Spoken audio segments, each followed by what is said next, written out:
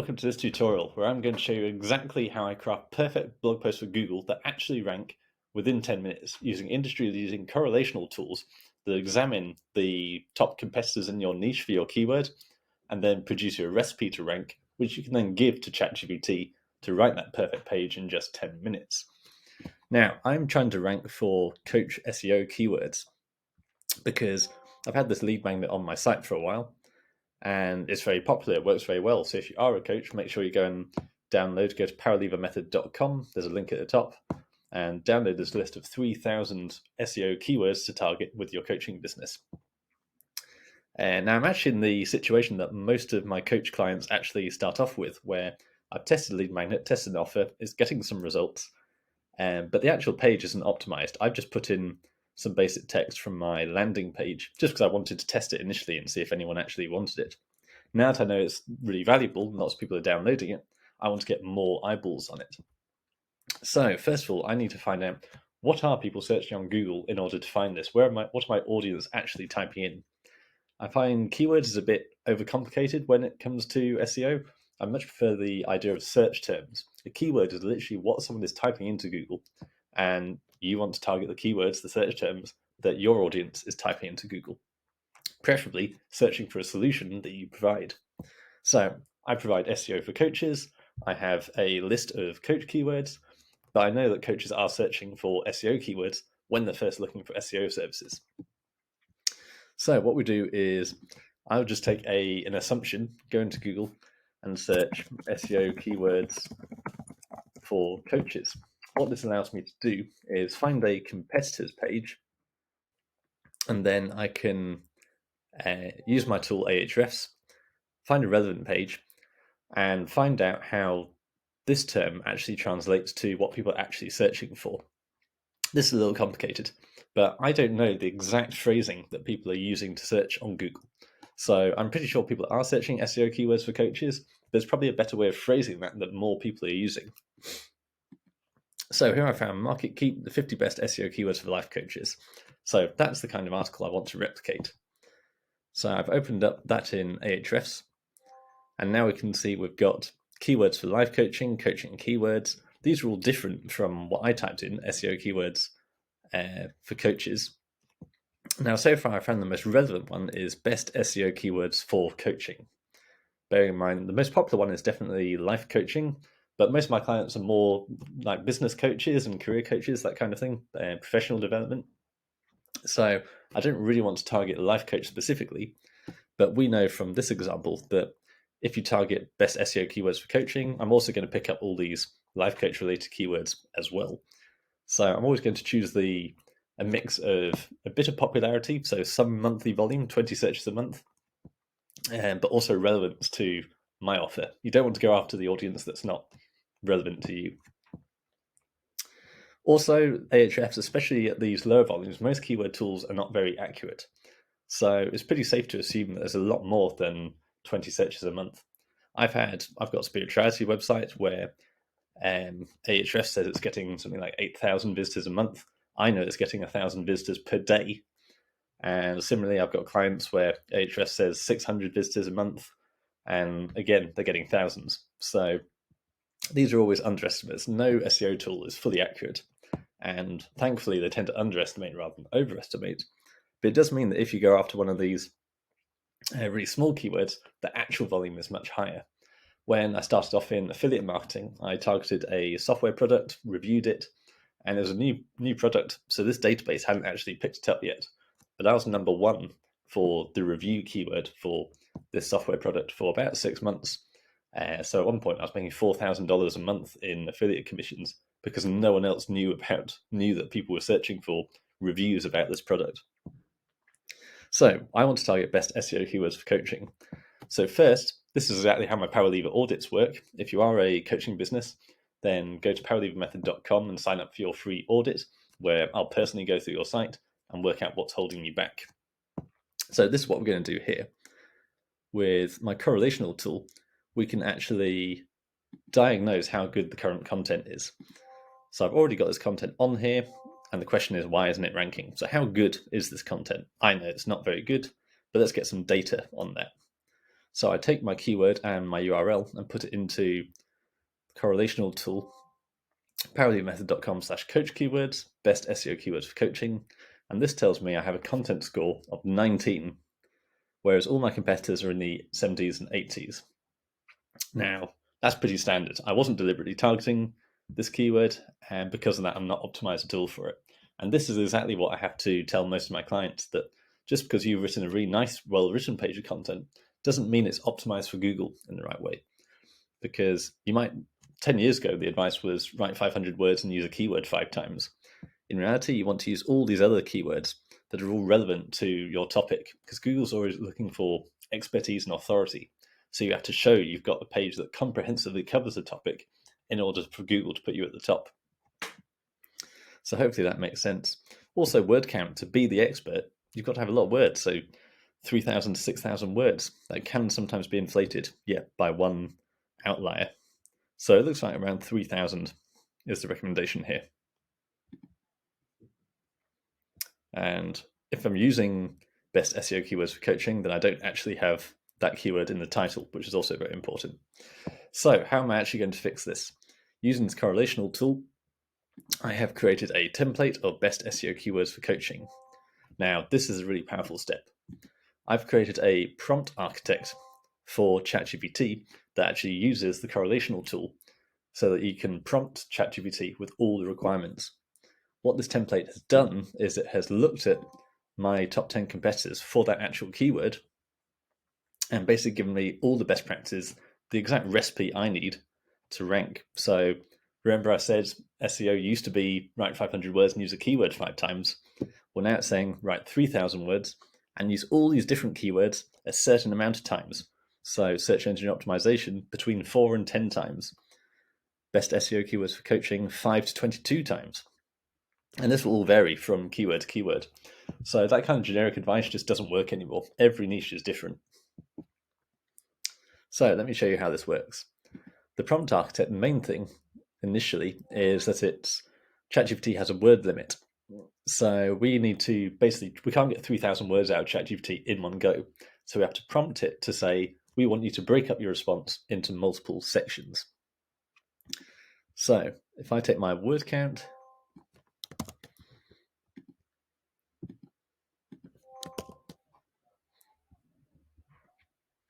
and let's take the upper limit here, because even with the training, the tool does tend to underestimate. I'm just going to shrink myself down a bit. So that's automatically calculated. We need 4 sections. The keyword is best SEO keywords for coaching. Language is US. Now, entities. Entities is overcomplicated. It's basically just stuff. It's nouns. It's things. Because Google doesn't really understand language, but it can understand objects, basically. So we want to take all of these and dump these in there. Now, again, this prompt generator trains ChatGPT to try and use these keywords the number of times indicated after /, which is how they're formatted here. Now, Q&As, this isn't so relevant anymore. It used to be that with FAQ schema, you could get some little drop downs on the search results using FAQ schema. So the prompt generator will give you that code. But unfortunately, that no longer, Google has devalued that basically. So those drop downs are much less likely to appear. But you still want some topics and questions in order to create that really comprehensive content. Tone, to be honest, I normally go for SEO tone. But if you have a certain brand, then you might want it to be more salesy, more spiritual, something like that. Desired action. Say, click the button to download my coach SEO keywords. Now submit. And what this does, it spits out the ChatGPT prompt underneath.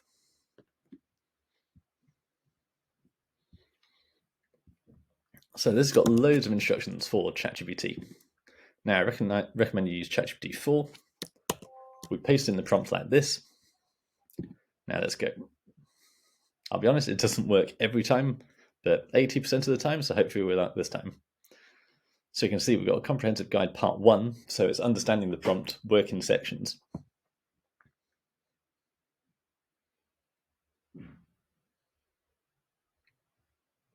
Of course, as you're going, it makes sense to actually keep an eye on it, making sure basically ChatGPT is not drunk and making up stuff.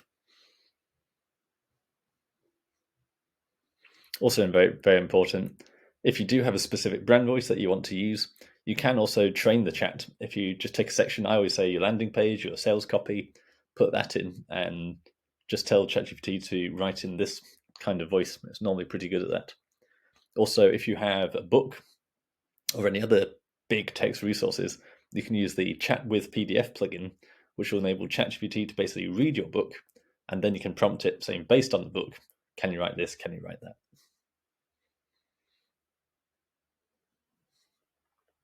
So this is really interesting. You naturally writing, this one I'm always saying to people about being data driven. You wouldn't actually have thought about using, okay, so next step, now we just say next step. We can't just say next. Yeah, you wouldn't have thought about including paid advertising in a page about SEO keywords if you were writing that blog manually. But we obviously, somewhere in those entities, it said to make sure to include Google Ads. It'd be somewhere in there. Because that makes you more of an authority. That makes the blog post more comprehensive. So all these little details that you forget, but all your competitors have included them. So Google is not going to rank you unless you include them as well. So it's great to have a system like this that will automatically include it for you.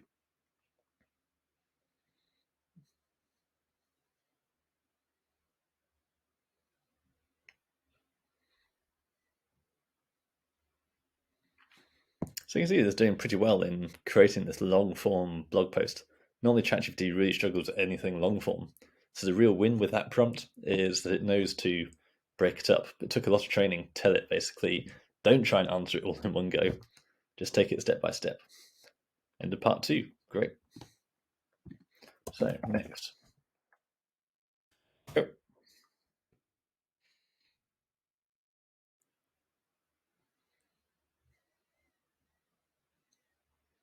Now, the beauty of optimizing existing content like this is once you publish a page, it takes about 3 to 6 months for it to get noticed by Google and indexed, and then to actually start getting impressions and traffic. However, if you have an existing page that's already getting some traction with Google, then if you update it and refresh it and optimize it like this, then you'll get immediate benefits because you've been through that optimization stage. So you've had that 3 to 6 months of nothing happening. So actually improving a page tends to have a really quick result and boost your rankings up right away. So again, make sure you sign up for a Power Lever audit, and I can check what you can do to get really rapid results if you've already got an established website. Okay, it has now hit the call to action, but I'm not sure if that's 3,000 words. But let's have a go and just see how we score so far. Oh, maybe so. We've had 3 sections. Obviously, there's a bit of formatting to tidy up in the meantime. So here's my template. Importantly, I've already put the keyword as the H1. Let's remove that link. Already, you'll get a good content score just from including the keyword as the H1. And so many of these audits I do, so many people have not got their keyword in their title, as have I in this case. Right, straight up to 80. So we can see the average is 76. So in, let's see, yeah, in about 5 minutes, we've used ChatGPT to create an article that fulfills all this criteria, and it's above the average of all these other blog posts on page 1. But we can take it much further. So sometimes ChatGPT will include the formatting. In fact, it has. So we've got H3s. I'd probably recommend H2s for those, but we'll forgive that for now, which means I can move on to the next phase of optimization. So this tool, Surfer, has an insert terms feature where it will just go through and blast and try and include as many of these as possible. So we're basically doing it twice, first with ChatGPT, but then with Surfer's own native insert terms function. And that normally has a really big impact.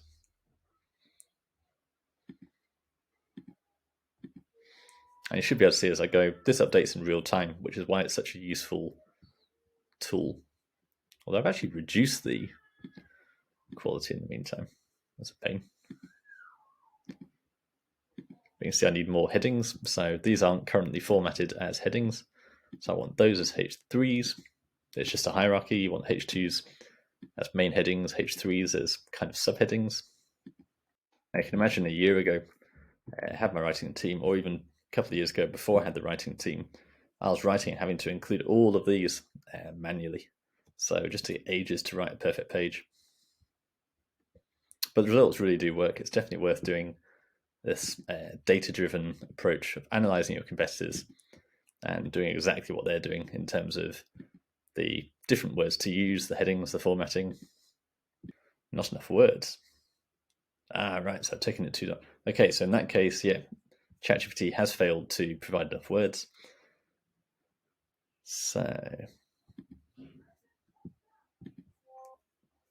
what I do at this stage, and this is quite common actually, I say more content, then it knows if it's written the conclusion, the FAQs, whatever, it just goes, oops, okay, I need to pad it out some more. Okay, so when you use that insert terms feature, Surf will go through and try and stuff in some more keywords. So I don't even read these, I just do accept, accept, accept. 85, not quite 90. But maybe with some extra content, we'll get there. But you can see, even though I've now kept you for 21 minutes, this is still a lot better than having to manually craft a 3,000 word article and get all those topics and keywords in.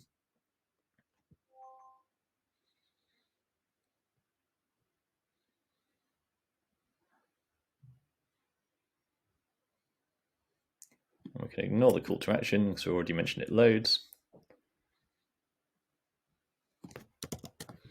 I'm just going to put this at the bottom. It does need editing. Yeah, no one's saying this is perfect content for humans right away. What I am saying is it's a massive time saver and a leg up. So what I always recommend is just get the content out there, and then when it's actually getting traffic, then go in and improve it. Because if you did 100 posts on your website, chances are only 20-30% of it is actually going to get traction within the first 6 months or so. So why would you try and make sure every single blog post is perfect? So just get the content out there in a basic form and then come back and improve it. Now, like I say, once you improve the content, you can get rapid results. So 100 pages, well, you don't need to do that. If you did 20 to 30 pages, say, and then you find 5 to 10 of those are actually getting some rankings, go in, improve those, then they'll move up and start getting traffic. And of course, then you can start building links. I've got a link building agency. If you build the right quality links, then you can massively scale that traffic. Because if you can get into the top 5 on Google, the results are exponential. So lots of power there. Okay, so I won't keep you any longer. So we've got to a content score of 86. Even with all that faff, there's still only 15 minutes to produce that perfect article. So go to powerlevermethod.com. You'll have the prompt generator, a link to create your own surfer template like this. And what else is there? Yes, if you do have a coaching business, download my list of coach SEO keywords. And don't forget to book in your audit, and we can take a look at your site. Now, once you're happy with this article, we simply copy the lot. There is a WordPress plugin for Surfer, but I prefer just to copy and paste.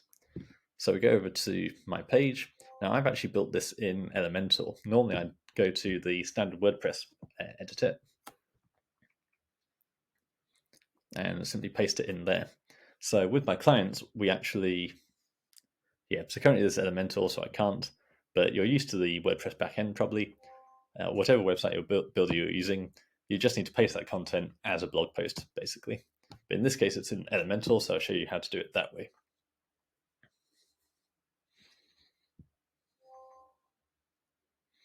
Now, in my agency, link building is the number one issue most even top SEOs face, never mind other branded businesses. So I didn't like the way big agencies basically charged huge retainers for strategy and then disappeared and didn't do any work.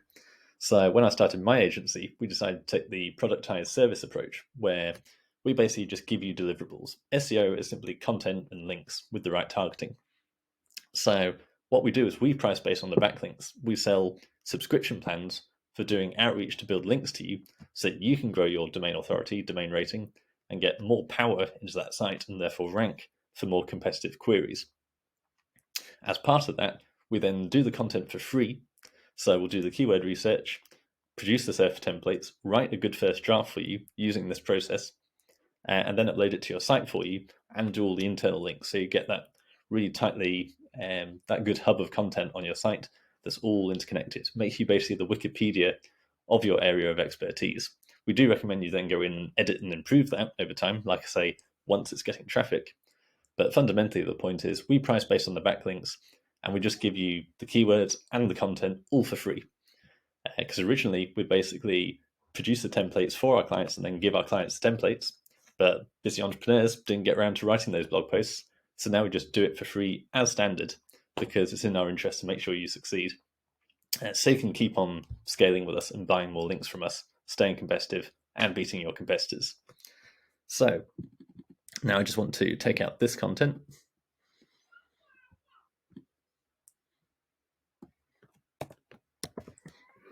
Another option is, yeah, I think this needs a bit more tweaking. So I'm actually going to keep my previous content, and you can simply add the SEO content underneath. I've done this with quite a lot of my clients where they've got a beautiful page that they really like. It's got their messaging, all of that. So what I always say is, you've already got, in Surfer, you've created this perfect page that fulfills all these SEO requirements. You're probably not going to lose a lot of that, not going to dilute it if there's already stuff on your page. So what we can do now, let's just check that's all gone through, because Elementor seems to be hanging. So here we go. So human readable content that looks good, then long form SEO content underneath. Now, if we go back to my audit, which is this one, we can now rerun this audit, and we'll find out, does having the branded content dilute the SEO content on the same page? So it was 19. If we refresh this, it'll probably just take a minute, so I'll just pause this. And there we go. This is the power of the Power Lever Prompt Architect. So in 10 minutes, I know it's been a bit of a long tutorial, but we've just totally smashed out the competition there. So we were down at number 19. With a bit of work, bit of tweaking, we're now at 86. So we've got a better page of content than anyone else on page one of Google. So Google is going to reward that. It's just a fact. Now, in the meantime, we actually have our branded content. So anyone visiting this page, to the untrained observer, this page hasn't actually changed. But down here, we've added all this SEO value that means Google will see us as much more of an authority, much more expansive. So therefore, we get the rankings. But to the human readers landing on the page, they just see my sales message. So don't be afraid about SEO ruining your branding. I know it is a concern of people, but you can have great copywriting, great messaging around, as a final gloss over the top of the SEO filler content. So don't let that hold you back. So go to my website now, powerlevermethod.com, get your Power Lever audit, and let's talk. Any other questions?